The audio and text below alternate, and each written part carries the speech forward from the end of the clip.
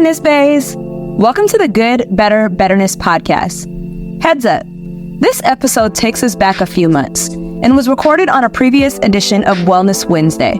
What we explored and uncovered then is still true now, and we hope that this lands as a reminder that you matter first and always, full stop.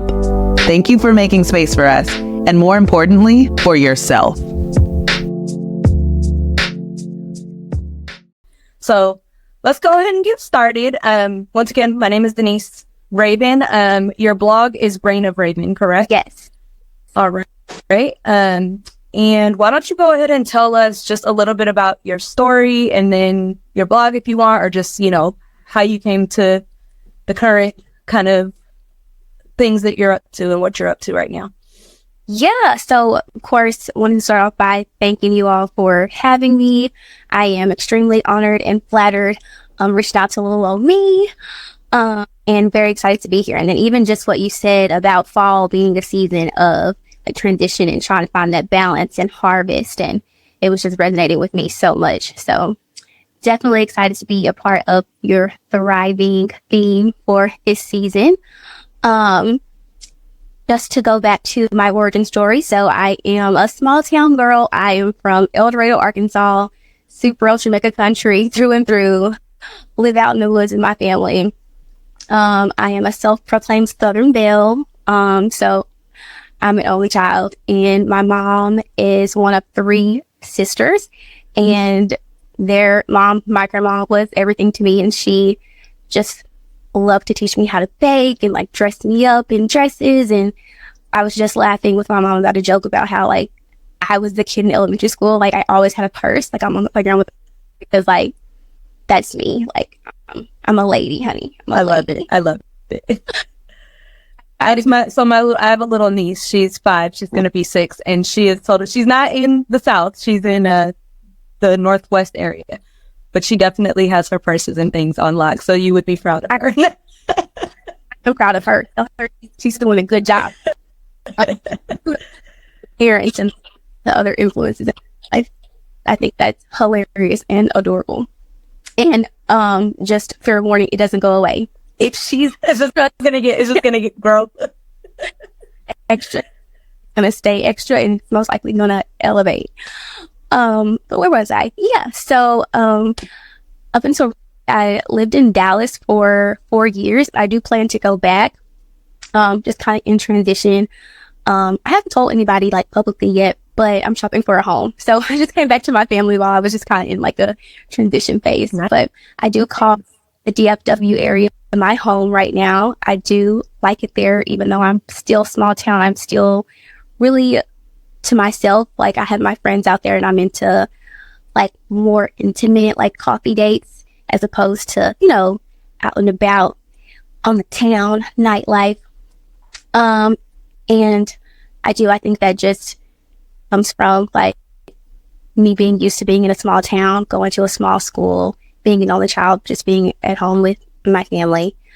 But yeah, what really started like my season of being a blogger and realizing that I was meant to encourage people and share my story and try to find like commonality to inspire people.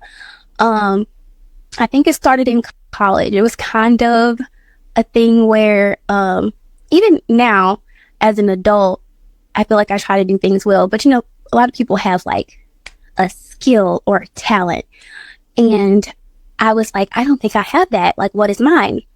And I started to think about, like, what do people always seem to value from me? Or what's a trend, like a theme that I always hear from my close friends or people that I interact with frequently? And I noticed that it was how people are like, you were just so genuine. You always know the right things to say. You're always so intentional with checking in with me. When I was in college, I would get up every morning for class and I would send all of my friends a good morning message. So like some people would get kind of a tailored message, like good luck on your test and, great day at work. And then I had like a big group of people who would just get like a copy paste. Good morning. Have a great day. Bye. And you're like, this is getting big, guys. I got it. Yeah. We got to put it on a broader platform. I see where you're going with it. I had like a template, and then I had a list of like exclusive, customizable encouragement. But I did that consistently for a while, and everybody used to always be like, every time you text me, I just have like such a great day. Or like every time you text me, it really like just changes my whole attitude, changes the course of my week, or I just end up being in a good place, or something good randomly happens to me. And after hearing that so many times, that's what came to me when I was trying to do this reflection of like, what's something that people tend to appreciate about me? What value do I add to the world? And it was that. So of course, life be life, and everybody goes through life. And I was like, I can use these life experiences, though probably not that deep or traumatic to most people. I'm definitely a very privileged person, but I can use like my experiences and the steps I've taken to like overcome emotionally, like, these hardships I had in life. And I can share that, and I can tell people like, this is what brought me closer to God, and this is how I get through it. And it's okay. Even when you do feel like you made a mistake, you made the wrong choice, how do you dust yourself off and keep going? And then also a big thing for me was also to just rebrand being a good girl. That was really important to me. And I know maybe that sounds a bit vague, but I wanted to rebrand being a good girl, because I feel like throughout high school and college, you get a bad rap for being like, you're a goody two shoes, you're holier than thou. Or even if people don't receive me that way, there are certain times where you're like, well, why didn't y'all call me? Why didn't you invite me to do this or that or whatever? You weren't gonna do anything fun. So I wanted to really combat that bad PR and be like, no, like, good girls can still be hot girls, and like, we can still have fun. We just got boundaries. We respect her. Right. Like I said before, we're gonna be a lady, but we can do fun. Of course, there are things that, we don't do, and we should try to abstain from the negative things that we know we should stay away from, but we can still have fun. We still dress up, still go to brunch. Yeah. Still have a mimosa, Okay, never. No, I think that, that balance that you speak of is really, really kind of like pivotal and kind of key in, the ability to figure out what thriving means for you as an individual, right? So I think sometimes people think I have to be all this or all that, or I have to be like on. I have to always be busy. I always have to be productive, or I have to always be like, if I'm a yogi, I got to be like super, super extra zen, right? And I think that's just not realistic to think that like we're these as individuals, that monotonous, or even as a collective, right? And so when I think of a little bit later, like the statement and the name of our box is "We Are Thriving," right? So when with Kayla and I build these boxes, and the statement and the name of the box, it's about the individual, but it's also very much about the collective, right? And so it's like, as an individual, you come to terms with, this is who I am. I have my boundaries, and this is how I want to operate and function in the world.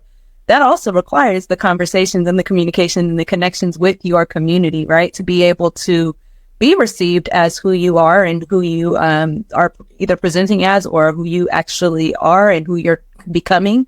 It requires a lot of the interconnected pieces of, we don't just live in society as our own individual person, right? So while we are a self-care company and while we are a wellness company, we also want to have people understand and be equipped with, what does it also take to then show up in the world as this person that I'm becoming, right? And like you said earlier, it's a consistent evolution, right? You were talking about the evolution of my niece from her purses at 5-year-olds to what her purse situation is going to be at 50 years old, right? but it's a consistent evolution, and you have to be equipped on all sides to be able to have those conversations and with yourself as well as with everybody who's interacting with you. That just kind of came to mind as you were speaking. One of the other things, so I pulled a quote from one of your blogs. Oh, what? It's there is no shame in getting the help you need to thrive and be your best. So that talks about a lot of different angles of self-care, right? The shame piece of it, right? The kind of what we were just talking about, like, this is who I am. Like, you can be shameful about that, or you can not, and you can say, this is who I am, and this is how I'm going to move forward. So I just wanted you to talk about, like, when you came to that realization of, like, pairing shame with the ability to thrive, and kind of the process that you had to go through to kind of come to that realization in that quote. I'm going to echo something you just said. It is a continual evolution. I feel like when you have, like, an epiphany, or you come to terms with, like, I have to overcome shame, it's something you have to, like, continually remind yourself that you have to walk in. So in the quote that you just read, I think it was relating to the fact that I was diagnosed with anxiety and depression and ADHD, I think in, like, 2021.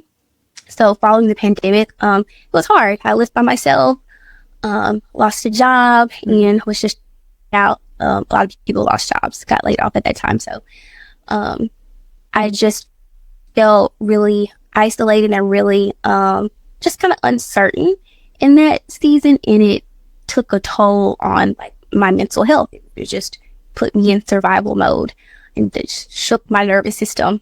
And so in doing that, realizing, like, okay, I do need to utilize therapy as a, like, consistent resource. I do need to, like, frequently go to therapy. I need to be doing more research. I need to go to doctors. I need to ask questions. I need to be reading up on what I think resonates with me, and really begin this journey of how do I get help for myself, because everybody's journey is different.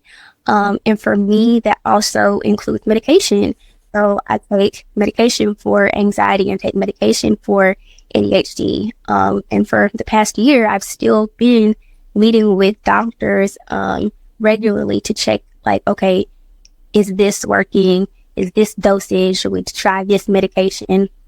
And we still haven't figured out the right mix, but I feel like making progress. And so I wrote that, just being transparent and saying, like, there's no shame in coming to the realization that you do need help.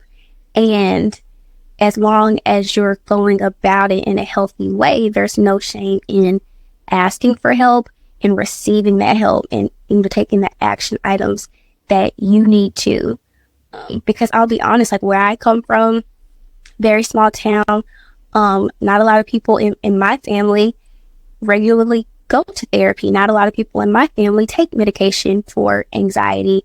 Even now, like, I'll be honest, like, I think some of my family members sometimes, when I'm like, oh yeah, like, I have ADHD, so I'm all, like, out of sorts, and like, girl, that's in your head, like, you're making it up, you know? And sometimes we can tell ourselves that. Sometimes we can kind of have some shame regarding how we're going to be perceived, or just shame ourselves in, if I have this, then it puts me in a box, or I have to go by, like, this label, or if I have this and I label myself, maybe somehow I will cognitively make myself start kind of acting out these symptoms. Like, sometimes I ask myself that, like, before I had ADHD, like, it was apparent that I had it. Like, I was very scattered and very forgetful. But ever since I got diagnosed and I've been trying to figure out how to combat it, I feel like my symptoms have gotten worse. Mm-hmm. And so even now, that doubt creeps in, and I ask myself, am I making it worse now that I know? So I'm very open.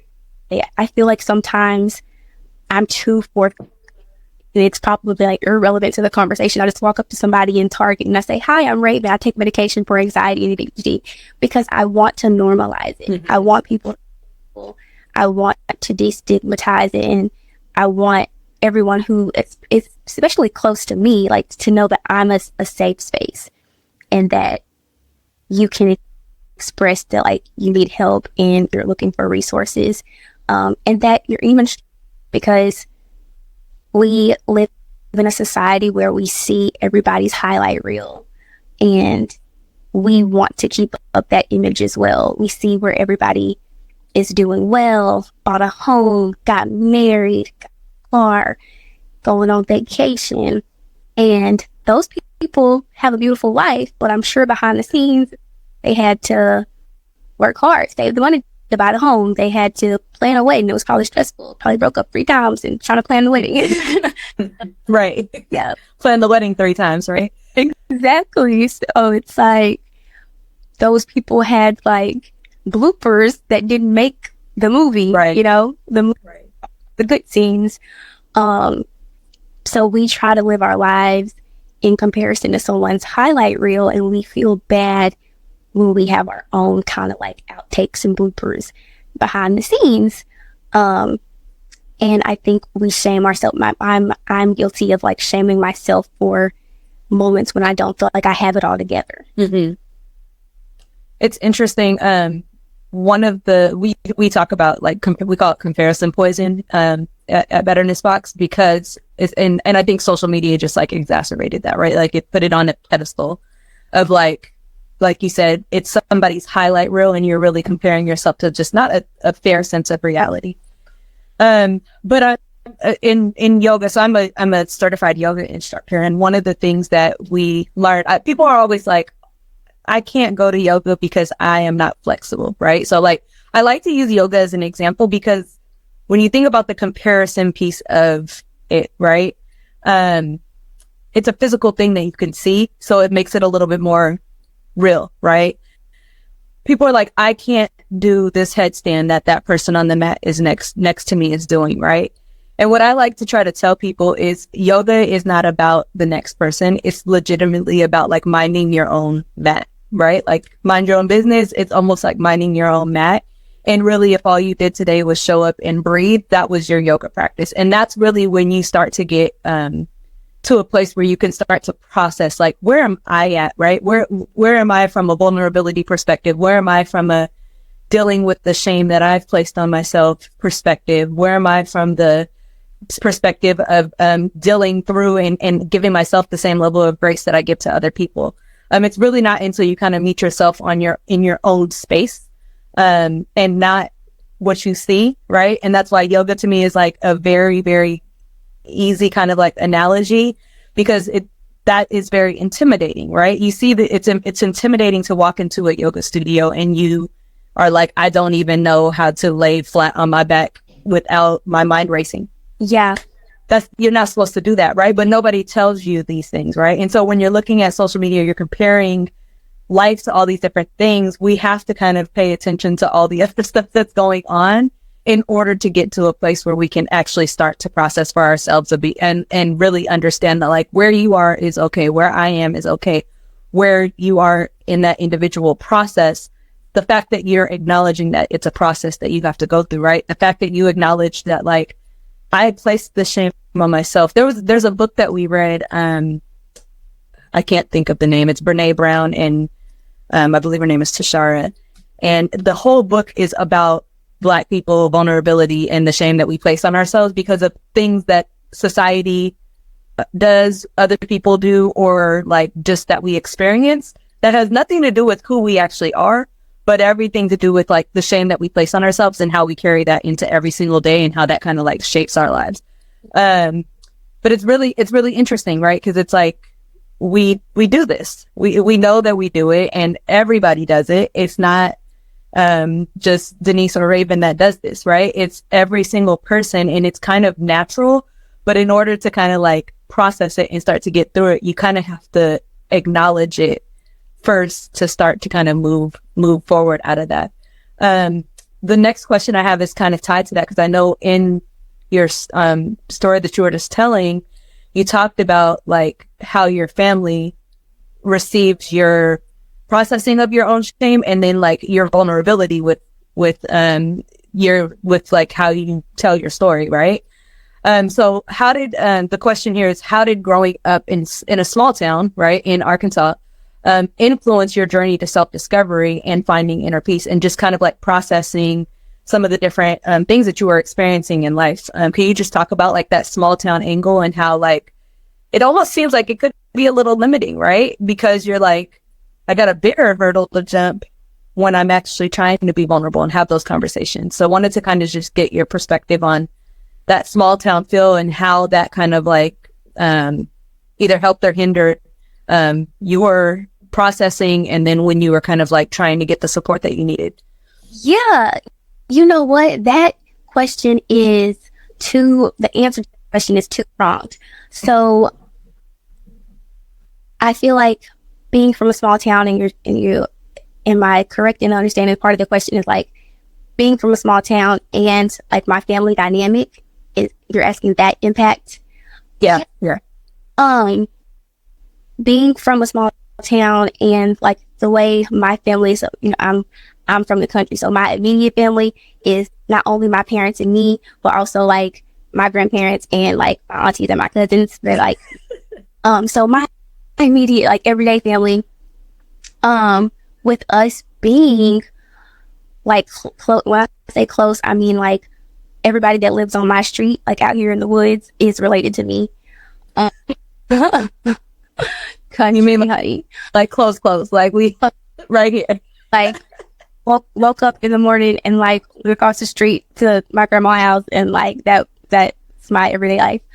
But because that was the case, even though we might have differences of opinion, and I think it might maybe for me also just be a personality trait, I'm still very like vocal. I'm still very opinionated. It's a double-edged sword for my parents. I think they respect it and admire it, but as parents, they're like, man, like this girl is always going to do what she wants and say what she wants, like, no matter what.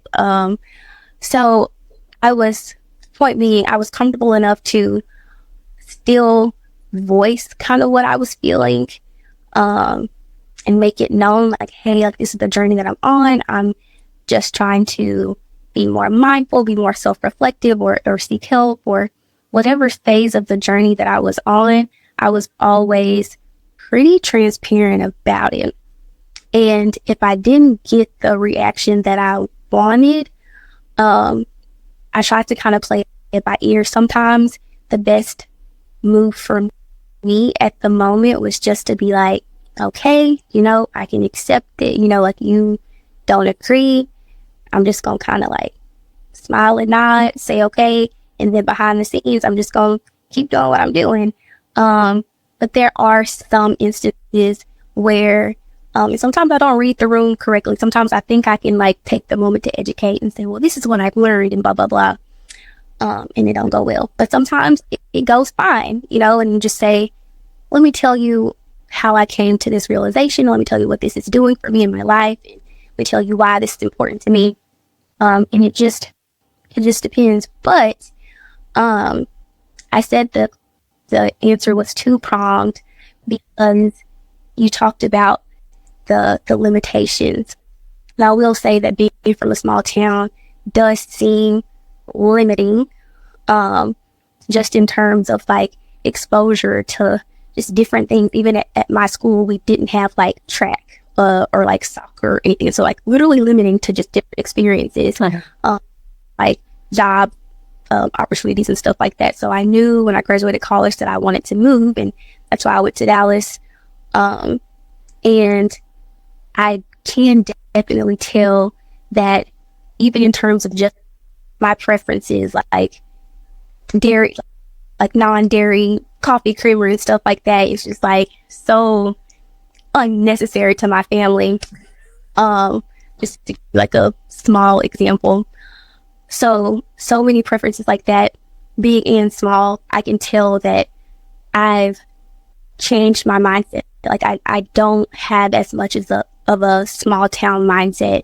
And I do have lofty goals. And in addition to having lofty goals and almost having kind of like a fear of being stagnant, there is this, thank God, there is this ever burning faith that I have that, like, if I do have that goal, even if I'm struggling right now, like, the back of my mind is saying I need to quit procrastinating, but like, there's something in me that knows that, like, God can make that happen, and I can do that, and I'm worthy of that, and I deserve that.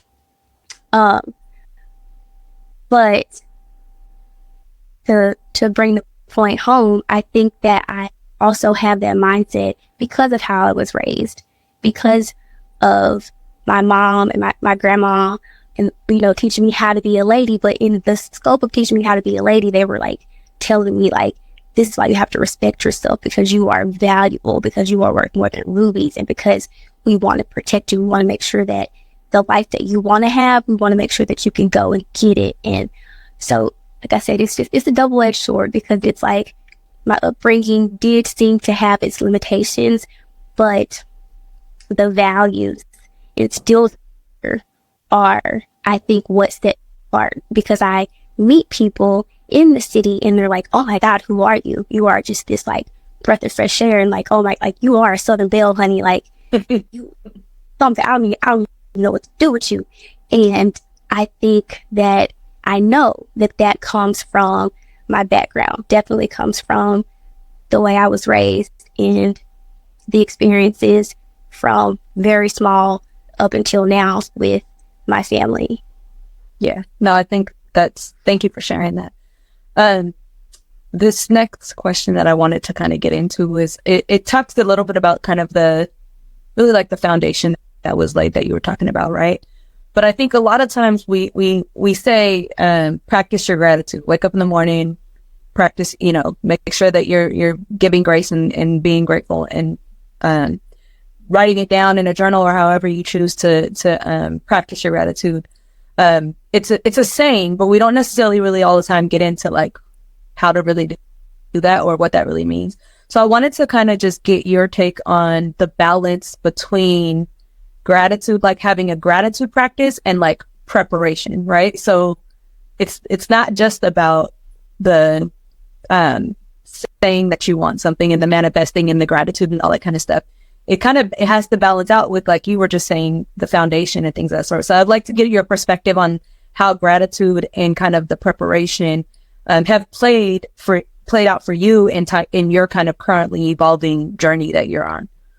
Yeah, when you say preparation, you mean like execute, like what you're seeking, or from whatever perspective that you think has been the most vital, right? So it could be the foundational perspective, or it could be your own preparation that is actually meeting your gratitude practice and your faithfulness and your spiritualness and things of that sort. Yeah. So, again, like, I gotta be transparent. Like, I am not perfect at that. I had like a year where I absolutely did not miss a day, journaled every day, and like put it in there. And I still try to make a practice of doing that. Still try to tell myself, like, when I wake up in the morning, I want the first thought in my head to be like, thank you, God, for this day. But we're human. We get distracted and we fall off. But I think that everybody's brain works different. So however you build a habit, however you, like, hold yourself accountable, or you have to, like, partner with a buddy to say, hey, text me, remind me to, like, write down 3 things that I'm grateful for, or something like that. I think it's very, very, very impactful to have a consistent gratitude practice. And I think that it can absolutely shape your mindset throughout the day, or route your mindset. Like, if you finish the day and you're like, oh, it was a bad day, but write down 3 things that you're grateful for, and you're like, I really can't complain. When you talk about the balance of just like the preparation, I think that it comes from, like you said, that foundation. Like, in order to really understand how being grateful and just really shape your mind, it's like you have to already have that. If you are like Christian, like religious, like me, you have to have that foundation and like that faith and like in God and knowing that He's always the source, and you always need to reroute your focus back to Him. And again, like we talked about earlier, just removing that shame. Sometimes I shame myself too, like I forgot to pray, or, you know, I didn't do my devotional, and just removing that shame and realizing that like the foundation is always God, and like He's always going to like accept you when you're ready to come back, or when you're not come back because you probably just forgot, just got distracted, but like, you know, accept when you're ready to like get back on track. But if you're not spiritual, it can still be that same thing, you know, just that self-doubt or that guilt of like, I haven't been faithful to myself and my own mindfulness or whatever. But just hop back in and really, like you mentioned earlier, do that self-introspection and say, what's keeping me from being grounded right now? What's distracting me right now? What's sucking my time out right now that I need to redirect to something that's more beneficial to my life and my mental health and my self-care. So yeah, and that, again, when you say preparation, this just like takes my ADHD brain like, ooh. So I feel like when I want to practice mindfulness or even like study my Bible or journal, I have to like curate the vibe. This is me for everything. If I want to read a book, I have to curate the vibe because I need it to feel like I'm in a movie. So when we say preparation, like if you like declutter your environment, you got to make yourself a cup of coffee, you got to light a candle, you got to get like the perfect blanket, you got to put on like a cute lounge, fuzzy, like do that, like prepare your environment and like prepare your schedule to like make the time and make sure that you feel the way you need to feel in order to like fully immerse yourself in the experience of practicing gratitude and mindfulness. No, I really like that. And that's very key to what we do at Betterness Box in terms of really trying to deliver a full kind of multi-sensory experience to the individual who's receiving each of the boxes. It's about the scent, right? It's about how it feels. You mentioned warm, fuzzy, cozy socks, this is the season for that, right? It's about the scent. Is it oils? Is it candles? Is it incense? Like whatever you kind of choose.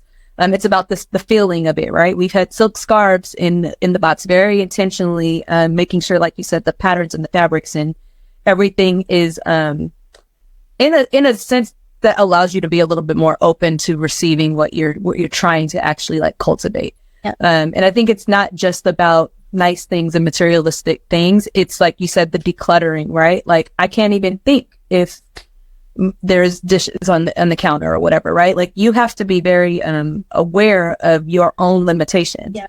And the things that are kind of distracting you and taking you away from kind of where you're trying to be. And I think that's where, like, from a boundaries perspective, that's where a lot of people kind of just get a little bit like go a little left, right? Because we know what we need a lot of times, or we don't spend the time with ourselves enough to know what we need. And then when we don't know what we need, we're not able to kind of like communicate and be clear with other people in our space around what we need to be able to be in a thriving situation. And so if you live by yourself, it's a little easier to maybe cultivate that space, right? But if you're living with other adults, you have to be very mindful of the fact that, like, hey, I need to at least carve out this room, or I need to carve out this time, right? There's always going to be some angle. I need to carve out this budget. Whatever it is, time, budget, room, space, there's different ways that you can carve out what you need as an individual to be able to create the space for your own ability to cultivate your self-care practice or your spiritual practice or whatever you're trying to do, whether that be gratitude or whether that be yoga, right? Or just whatever you're trying to carve out that space for. A lot of times it is going to be, do I have the time? Do I have the space? Do I have the right environment? Do I have the budget or the money, right? If I just need to do a little staycation for 2 hours or 2 days, right? But you have to be kind of tapped into your own levels of depletion almost, right? To start to understand, like, how do I proactively start to carve out what I need Because everybody else is carving out what they need out of your time and space, right? And we'll deplete it on your behalf if you allow them to. So that's really like, you know, when you're thinking about just like self-care and your own mental state and things of that sort, it really is about like, who's looking out for me? If I'm looking out for everybody else, Black women, we know we always are looking out for everybody else. But you also have to make sure, at least I have to be looking out for me. Hopefully there's other people who are looking out for me too, right? I always appreciate the friend who says, hey, do you have the capacity to have this conversation? Because so stuff is going on, right? Versus, you know, a friend that's just going to pile it on you and not necessarily pay attention to the fact that all these, there's capacity when it comes to, people have capacity, right? When it comes to certain things. And speaking of capacity, like, I feel like everything that we've touched on, like every question that you asked me at the source, it's really like, you can't pour from an empty cup. So it's like you have to start with yourself. Everything that we've discussed today, it really does start with that introspection. Like, am I judging myself? Am I putting shame on myself? Or even if it is just, I feel fine, but you know what? I need to make some more time for mindfulness, for gratitude, for prayer, for devotional time. Like, okay, how do I set up the circumstances to do that? Do like time, budget, space, all of that? Or, you know, do I need to curate a vibe for myself?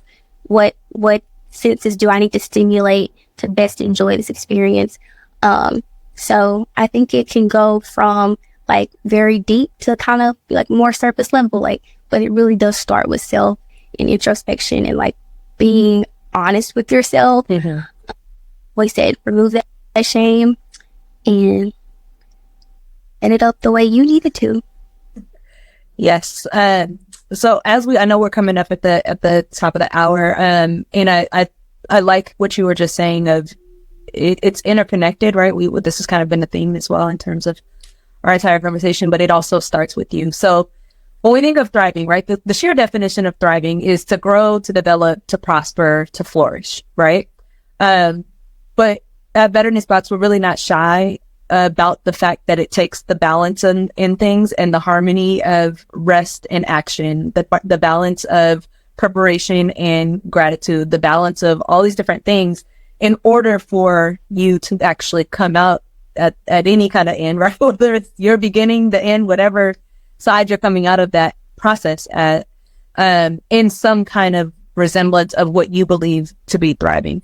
That's a very individual thing, but like I said, it is connected. So when you hear like, we are thriving collectively, right? The name of our box, the name of this season that we're in, what comes to mind? Like what it starts, I know it's like, it's internal, but then it's also like, what does it look like collectively as a community to be able to say proudly, we are thriving? Well, you phrase it that way, like as a community, we are thriving. For me, it looks like not only are we because everybody else is going to have like their own individual definition of like what feels good to them. But not only does every individual have their own sort of sense of like self-gratification, but everyone is also contributing to the whole with something positive. So if I say, when me and my friends are like, oh, I'm so proud of us, all of us are thriving, it just means like all of us are healthy, whole, and like striving toward goals that are purposeful for our lives. Everyone, it has something positive going on in terms of like new opportunities or new hobby or opportunity to learn. So I think that it really does look similar to that. Like we're thriving. It means that we're helping each other. We're empowering each other. We're doing positive things. We're not being stagnant. We're learning. We're growing.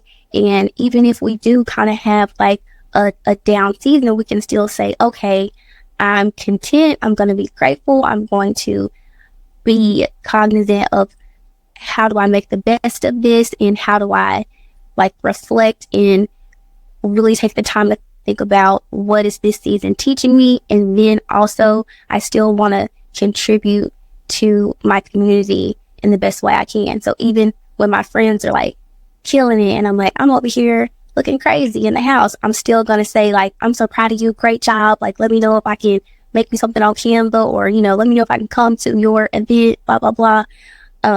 I'm sorry. I'm so long-winded. Sorry. So yeah, I think it's definitely like, just positive, community engagement and everybody contributing to the whole.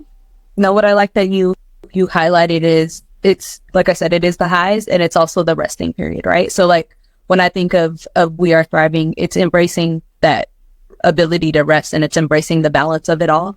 Because you can't you can't just run on high adrenaline, right? And you have to kind of go into these, everything's kind of like in cycles and things of that sort. So thank you for sharing your perspective on that. One last question here. I know that you have a blog. So at the very end, I want you to be able to share your blog, your Instagram handle, where people can find you. But what do you hope that in kind of, I know that you've said that your life purpose and kind of your access to your own level of vulnerability and sharing your story is really very much in tune with and aligned with your life's purpose. What do you hope that people learn from the work that you're doing individually, and then kind of just like the work that you're putting out in and sharing with others? That you're always going to be okay. Like, if you, 2 Chainz say, you woke up this morning, you winning. Like, you're always going to be okay.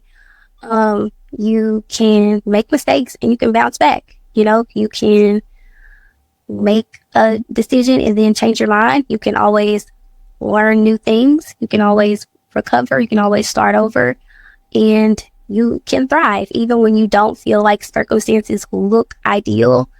Truly, you can, like I said, list 3 things you're grateful for and realize, like, nope, still thriving. Like, I'm complaining about first world problems, but all my needs are met. I'm blessed. So yeah. Fabulous. Well, thank you for sharing that. One last thing I would like you to share. Once again, if you're just chiming in, my name is Denise. I'm co-founder of Betterness Box. And today I was joined by Raven of Reign of Raven, the blog. She is a lifestyle blogger, and she's based in the Texas/Arkansas area. We are in our We Are Thriving season of Betterness Box, meaning you have about 1 more month. We are in November, so this is the last month of our We Are Thriving season before we go to She Is Ready. That is for the preparation that takes you into the 2024 season. So that is a little preview at what's going to be coming and dropping in December. But Raven, thank you very much for joining us today. Thank you very much for your vulnerability and your ability to just like share your story with us today. Why don't you just kind of close us out and let us know where people can find you, if you have any projects or anything that you're working on, newsletters, resources, whatever you have for the people, go ahead and let them know where they can get more Raven. Well, you can always get more Raven on Instagram at Royally Southern. So that is RHOYALLY Southern. And my blog is reignofraven.com.